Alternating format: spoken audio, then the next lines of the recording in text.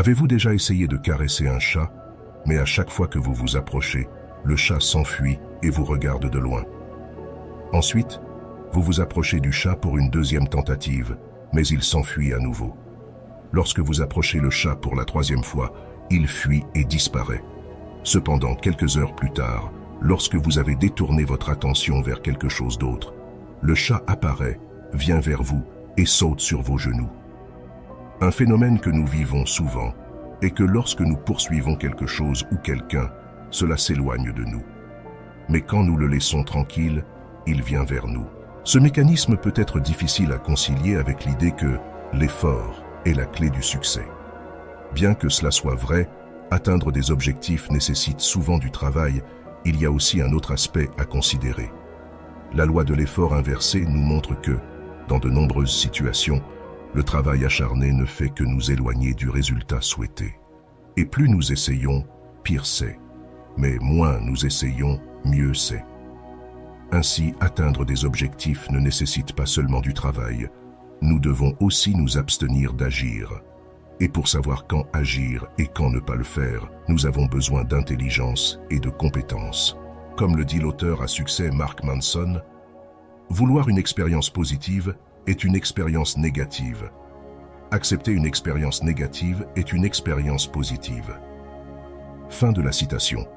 Ainsi, plus nous voulons le bonheur, moins nous serons heureux, car nous renforçons un sentiment de manque.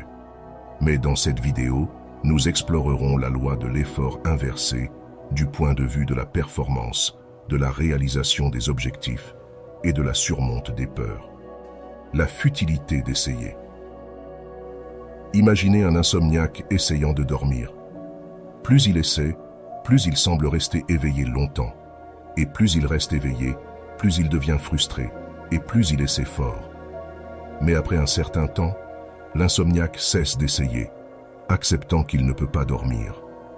Et soudainement, sans aucun effort, il s'endort. Le sommeil est l'une de ces nombreuses choses que nous ne pouvons pas forcer. Pourtant, nous essayons souvent fort de dormir, avec des résultats horribles. En examinant la nature du sommeil, cela n'est pas vraiment surprenant. Nous pouvons voir le sommeil comme la forme ultime de détente. Ainsi, essayer de dormir est assez contradictoire, car nous faisons un effort, voire nous nous forcions, pour nous détendre, ce qui est l'opposé de la détente. Essayer trop fort se retourne souvent contre nous. Le philosophe et psychiatre Viktor Frankl a observé que lorsque nous nous concentrons trop sur la réalisation de résultats spécifiques et l'évitement d'autres, nous générons une anxiété anticipatrice.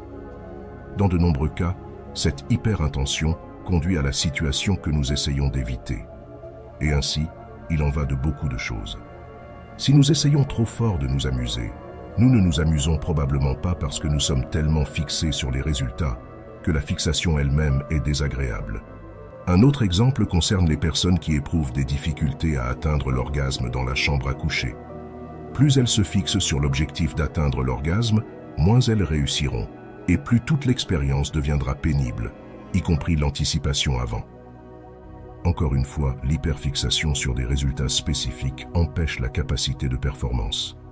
Viktor Frankl nous fournit une méthode pratique appelée intention paradoxale. Cette méthode peut nous aider à nous libérer de l'hyperintention ou, en d'autres termes, ne pas essayer si fort. En appliquant l'intention paradoxale, nous changeons le paradigme de l'évitement de résultats spécifiques, comme bégayer ou ne pas pouvoir dormir, pour vouloir ces résultats. En souhaitant des choses que nous avons précédemment essayé d'empêcher de se produire, nous avons moins de chances d'être pétrifiés par l'anxiété, car nous éliminons la pression de vouloir des résultats. Ainsi, nous avons plus de chances de nous endormir en souhaitant rester éveillés qu'en essayant fort. Vous trouverez une exploration plus détaillée de l'intention paradoxale dans une vidéo précédente intitulée « La méthode de Viktor Frankl pour surmonter la peur ».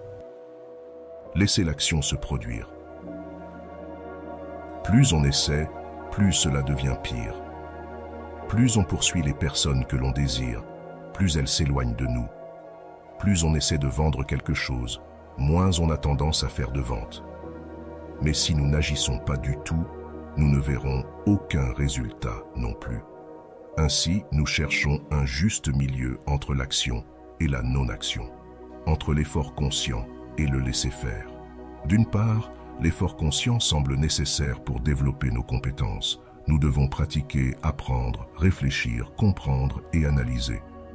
D'autre part, l'absence d'effort conscient et d'activité intellectuelle semble nécessaire pour laisser émerger naturellement les compétences développées. Nous devons calmer l'esprit et nous sortir de notre propre chemin, pour ainsi dire, afin de performer de manière optimale. Lorsque les athlètes, musiciens, chanteurs, pilotes de Formule 1 et artistes martiaux vivent l'instant présent, ils ne ruminent pas, ne s'inquiètent pas, n'analysent pas, n'intellectualisent pas ou ne réfléchissent pas à leur prochaine étape. Ils se laissent simplement porter par le cours naturel, comme s'ils étaient le cours lui-même. Ainsi, de manière paradoxale, la performance optimale exige que nous nous détendions, que nous cessions d'essayer et que nous laissions nos activités émerger et se produire automatiquement. Ou, comme l'a déclaré Lao Tzu, pouvez-vous rester tranquille jusqu'à ce que la bonne action survienne d'elle-même? En conclusion, je vous encourage à manifester votre engagement envers cette vidéo en laissant un pouce levé et en vous abonnant pour rejoindre notre communauté dédiée à la sagesse stoïcienne. Partagez dans les commentaires comment vous envisagez d'incorporer ces enseignements stoïciens dans votre quotidien. Ensemble, nous ne sommes pas simplement une chaîne, mais une communauté unie par un objectif partagé.